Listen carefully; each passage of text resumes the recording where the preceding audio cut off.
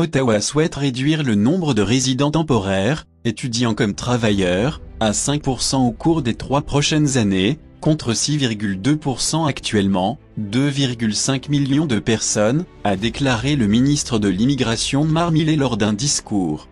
Le Canada a connu une forte augmentation du nombre de résidents temporaires ces dernières années, qu'il s'agisse de l'augmentation du nombre d'étudiants internationaux, de l'augmentation du nombre de travailleurs étrangers remplissant des postes vacants ou des personnes fuyant les guerres et les catastrophes naturelles, a-t-il ajouté.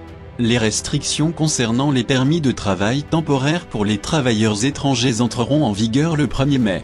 Cet objectif sera confirmé à l'automne après consultation avec les provinces canadiennes, qui sont chargées de la santé et de l'éducation. Plusieurs d'entre elles, comme le Québec, sont de plus en plus opposées à l'accueil d'immigrés, mettant en avant le contexte d'une importante crise du logement qui frappe tout le pays.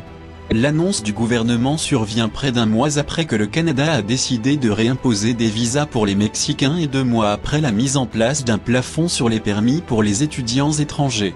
Selon les autorités, le marché du travail est plus tendu que ces dernières années. Le nombre d'emplois vacants a diminué de 3,6% pour s'établir à 678 500 au cours du 4e trimestre de 2023, marquant ainsi une baisse pour le 6e trimestre consécutif par rapport au record atteint lors du 2e trimestre de 2022, 983 600.